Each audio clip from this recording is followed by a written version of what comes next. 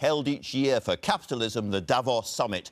Labour's Shadow Chancellor John McDonnell warned the assembled bankers and asset managers that if they didn't change their ways, and fast, a political and social avalanche was coming. So is the whole market system now effectively bust, or is that just ridiculous hyperbole? I'm joined now by the leader of the Labour Party, Jeremy Corbyn. Welcome, Mr Corbyn. Good morning. Can I follow on from what was happening at Davos and ask whether you fundamentally agree with Oxfam that our capitalist system only benefits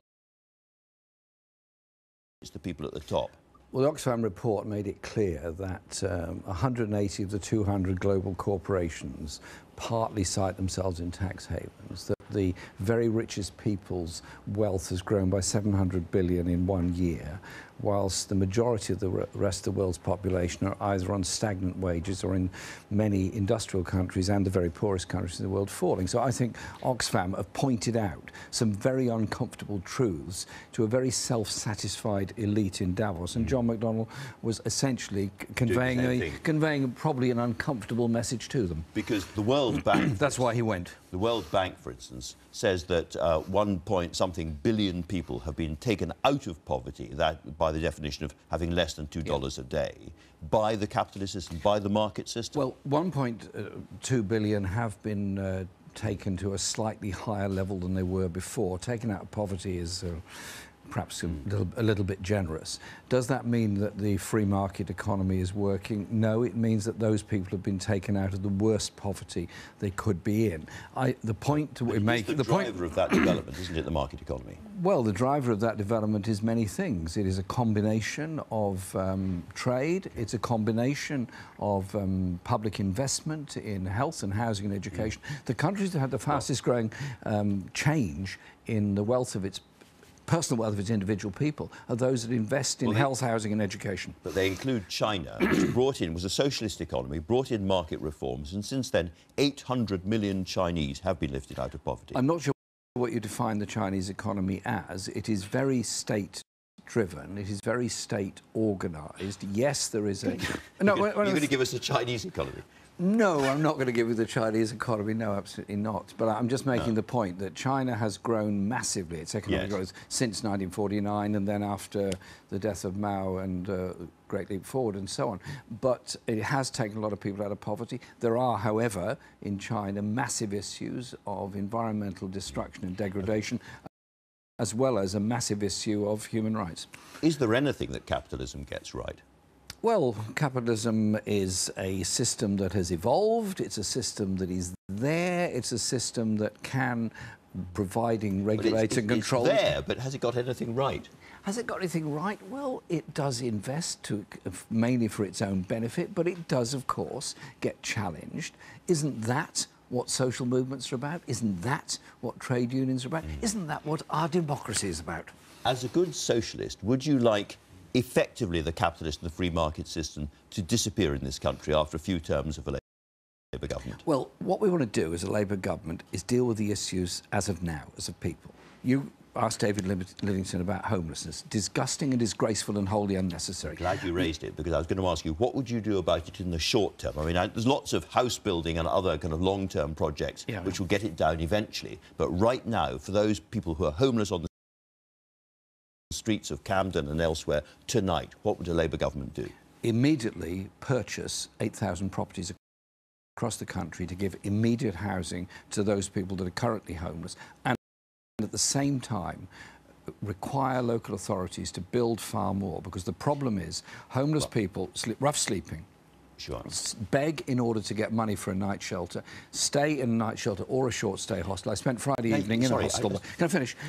Friday evening in a hostel, by the way, discussing this issue. The problem then is move-on accommodation, and the problem then is not having an address in order which you can claim benefits or get a job. Absolutely.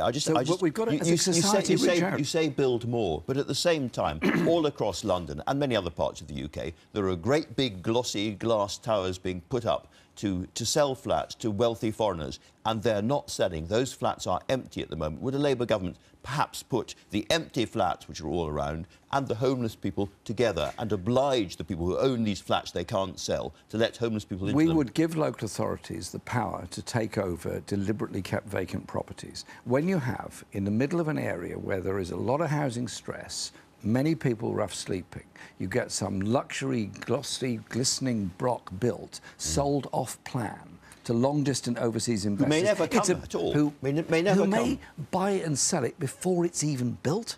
Well, hang on. Let's look at social priorities here.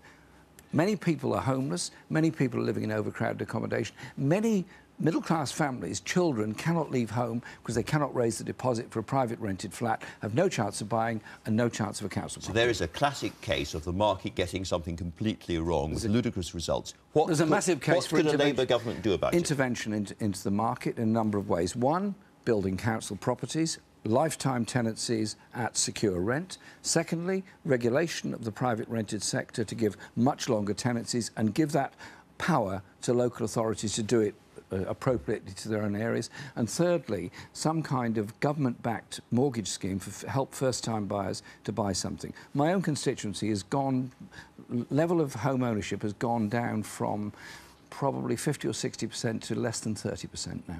But no suggestion of actually obliging people who've built these towers to hand them over? Well, I've said earlier, we would give local authorities the power to take over deliberately kept empty properties, because there's something grossly insulting about the idea you'd build some luxury block. If we look at the pictures all around us here of London, deliberately keep it empty, knowing that with the property price inflation, the investor is going to make 10, 12% a year. Maybe less these days. Well, but maybe yes, in the old days. maybe a bit less, but you know they're going to make Sure. they're going to make a fair amount out of it. Surely we have to have a social objective and a social priority in our society. So you're not worried about talking about social priorities and government action? Once upon a time, if you joined the Labour Party, you got a nice little card, and it said that the secure for the workers by hand or by brain, the full fruits of their labour, da-di-da-di-da-di, public ownership of the means of production, distribution and exchange, the famous Clause 4, Part 4. Why don't you bring that back? Wouldn't that be a great thing for your supporters in the Labour Party to have it back? We've got a statement on the back of the card which is about common endeavour and is about social justice. Indeed it is, and indeed it was written during his time. I'll tell you what, we're putting forward, as we did in the election, as we continue to, a very clear set of policy proposals to the people of this country that under Labour we will deal with homelessness, we will deal with poverty by bringing in £10 an hour living wage, we will challenge the gig economy, we will challenge insecure work, and above all we will invest in a growing economy. Which will mean that boldly, we are the Labour Party, we are a socialist party, we are not a party to manage capitalism, as Tony Benn used to fear the Labour Party had become. It's what we do that's most important, and that is what we're doing. All right, well, let's move on to other things that you're doing, and inevitably the European issue and Brexit and so forth. It's been a while since we sat down and talked about this. Last time, I didn't get very far with you on your view of where we should be going on Brexit. Since then, I thought you got a long way, actually. But I didn't. It's a matter. I didn't at all. But Keir Starmer was a little bit clearer, and I just want to check with you that you agree with what he said. Keir and I get along fine. We talk about these things. Get along things fine, but do you agree with him? So what he said is that you want absolute maximum possible access to European markets once we have left the EU. He's always saying that we will leave the EU, but he suggests that we will carry on basically mimicking their regulations and ways of doing things in order to secure that close trading relationship. Do you agree with that? The point we've discussed frequently, Keir and I and many others, is this, that the referendum gave us the result. It did. We wanted to remain a reform, but that ship has sailed. And so what we wanted to do was say, we've got to protect jobs, supply chains on both sides of the channel. There has to be the closest possible trading relationship with Europe. There has to be a tariff-free access to European markets and tariff-free access for European to trade with Britain. That's the objective. That's where we're going to with the objective, To get that objective, we have to do certain things in this country. We have to agree that our regulations are going to carry on being very, very close to the EU's regulations. Otherwise, they don't want that kind of relationship. Look, we agree to that. We've said that all along, because if you have a regulatory environment which some Conservatives want in this country, which is undermining of consumer protection rights, for example, which would mean we would be importing food products that are made to unsafe standards, that sort of thing. Clearly, that is undermining of Europe. So we would have a regulatory environment that is commensurate with European levels of regulation, obviously, because half our trade is with Europe. OK, so we agree on that. Keir Starmer also said that in this relationship, we may have to pay them a bit of money for access to that market, well, look, as Norway does. That is would you agree with that? That is some way down the line, but there has to be... But is that something you would agree to in principle? That's some way down the line, whether we need to do that or not. The point has to be about the regulatory environment, but above all, able to influence those regulations that come. So that means a trading relationship with Europe that gives us the opportunity to negotiate with Europe. But our objectives are that there's an awful lot of jobs in this country dependent on trade with Europe. Absolutely. And therefore, the final thing that Keir Starmer said to me was that there has to be an easy movement of people, not free movement, because that's part of the EU, but an easy movement of people after we've left the EU between the continent and the UK. The problem with undermining of workers' rights and conditions has been a serious one. So what we're saying is there would be enforcement of the agency agenda that the EU has put forward and preventing whole-scale groups of workers brought in to undercut and undermine. There has to be a regulated working environment. If you get all of that... So that means people can... Look, we have a... Then you could have easy movement. Then you could have easy movement. Indeed. And we have a recruitment crisis in the NHS now, particularly of many nurses from Poland and other countries that have often traditionally come to work in this country. This is wonderful. We're making real progress. No, we're not making progress. We are making progress. You've agreed to easy movement. Well, we might have to pay some money in, and we'll... The point I'm making is that you're beginning to look Norwegian. No, I love the Norwegians. It's wonderful. They gave me a Christmas present. What we want to do is have that serious economic relationship with Europe. But the referendum happened, and it happened for a multiplicity of reasons, one of which was the lack of investment by everybody in post-industrial areas where there is a gig economy, there's insecure work and deep levels of poverty. And unless this country faces up to the inequalities between North and South, the left-behind communities and the poverty they face, and the sense of hopelessness of those communities, then we've got some bad times ahead. Absolutely. But now we have this big national choice about what kind of relationship we have with the EU. And what I'm trying to establish is where Labour would like to end up on that. It sounds to me that you, by and large, agree with what Keir Starmer said. We end up with a trading relationship with Europe. We're recognising the result of the referendum and that we're able to influence the regulations which we will or will not enforce. We won't be able to influence their regulations, of course. No, but if we have a trading relationship, you can then discuss with them what you want. OK. Can I ask you directly whether it is possible that a future Labour government would keep Britain inside the customs union? We would want a form of customs union. Obviously, whether it would be the customs union, answer no, because it would require being a member of the EU, which we're not.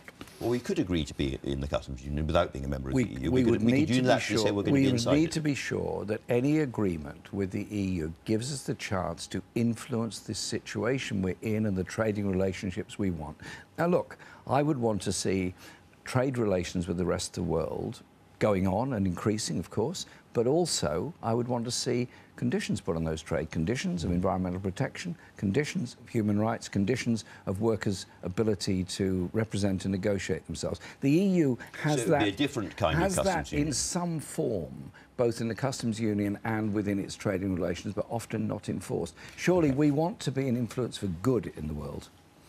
Your members want to be inside the single market, and they want to be inside the customs union, and they want a second referendum. Now, you always say that you listen to your members. Why do you not listen to them about these things? I listen to members all the time. There are numbers of opinion polls been done. I'm not familiar with all of the questions that have been put to them. Yes, the membership of the Labour Party overwhelmingly voted to remain. Overwhelmingly, Labour supporters voted to remain, but a third of them didn't. A third of them voted the other way. I want to win the next election. I want to bring people together. We want to be a government that works for the whole country. Hence, the position we've adopted, which is of a trade relationship with Europe, is of social justice in Britain. Let's come back to the fundamental question of the single market, however. You've always said Britain can't be a member of the single market. That's part of the EU. In which case, what about Norway? That's a member of the single market. Norway accepts all the rules of the single market, doesn't have any ability to influence them whatsoever, and is a rather different economy to ours because it's heavily dependent on mainly oil. We're not. We have a very diverse... the Norway option. The Norway model is not an exact one. I spent a long time discussing this issue with the Norwegian Labour Party. Yes, they do, that's their position, but they do have an economy that's dependent very heavily on oil. We're not. Couldn't we simply join EFTA? We could work with EFTA countries on that relationship. Join EFTA. But the principle has to be the trade relationship, and that's what we're focused on. And whatever we need to negotiate, we will. Can I turn to the question of a second referendum? I mean, even Nigel Farage has said that might be an appropriate thing. David Davis has said, if you can't change your mind, then what's a democracy for? Why is the Labour Party not in favour of a second referendum? What we've asked for and demanded in Parliament has been a meaningful vote in Parliament at the end of it, so MPs but I'm talking about the people deciding, not Parliament. And what happened with this bill was it was an undemocratic power grab by the government. We're not asking for a second referendum. And you're not going to? That's out. OK. Let's move to another big area at the moment, which is the NHS.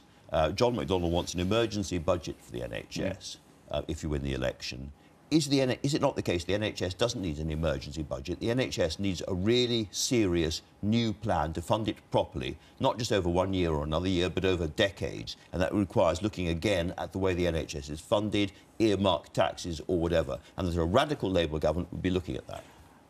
A Labour government would invest immediately in the NHS. We'd put in 40 billion, funded by increased corporate taxation over the lifetime of Parliament to deal with the immediate crisis. We would stop privatisation, we'd stop outsourcing of NHS services, and we would look at every single one of those PFI contracts that are costing such vast amounts of money to each hospital that's gone into a PFI.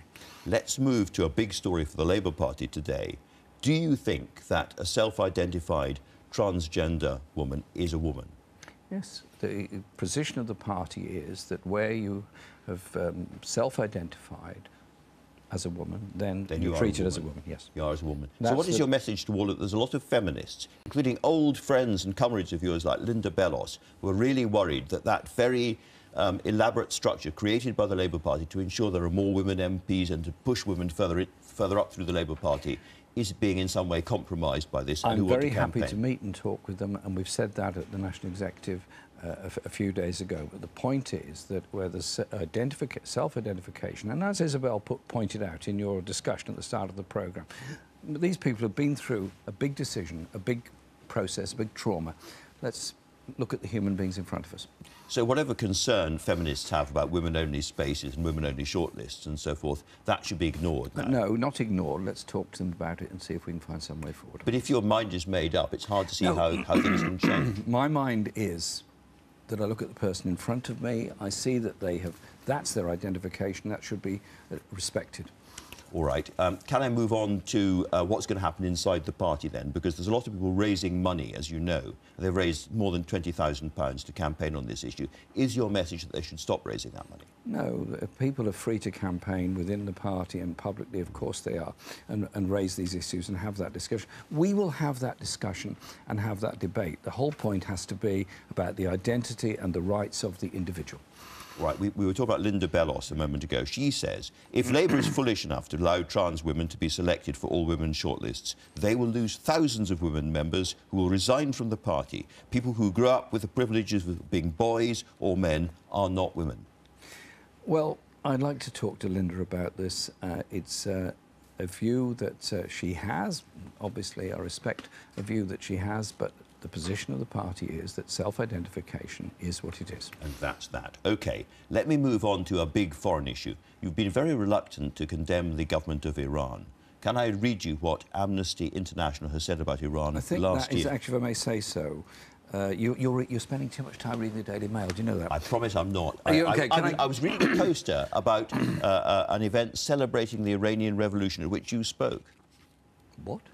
You spoke right. At a demonstration. You were on the poster. I was on a delegation to Iran in the company of a number of other MPs, including Jack Straw. I spent the whole of that time in that delegation discussing two things: the nuclear issue and human rights. I raised human rights at every conceivable opportunity during that. I think that Iran nuclear deal is good and welcome, but the issues of human rights abuse in Iran, of executions, of floggings, beheadings, torture, is totally wrong, and therefore there has to be human rights demands made on the Iranian government, which I make. But I mean, you took money from Iran. You took money from Press TV events. A very long time ago, I did some programs for, yes, I did some programs for Press TV. I ceased to do any programs when they treated the Green Movement the way that they did.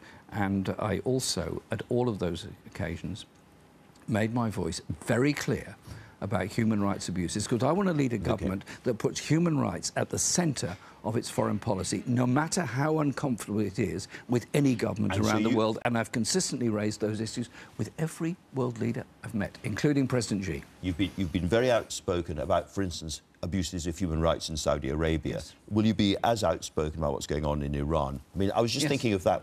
You remember the woman who took her hijab off and she was standing very bravely waving a hijab because she did not want to be told what to wear on the street, and she's now disappeared. Listen. So what's your message to the Iranians about that, or the Iranian government? I want you to be part of the international community. I want you to respect human rights. I want you to be part of and respect the Human Rights Council of the United Nations, and we as a Labour government will not walk away from the European Convention on Human Rights or the Human Rights Council. Human rights is something that was fought for by ordinary people, defended by very brave human rights defenders around the world. I'm totally committed. Human rights will be the core of our foreign policy. You thought at one point you were going to be Prime Minister by now. Will you be Prime Minister by this time next year? Well, we'll have to wait and see, won't we? But if it's an election, bring it on, we'll do it. Jeremy Corbyn, thanks very much indeed for talking to us. Coming up on the Sunday Politics, Sarah Smith talks to the former Conservative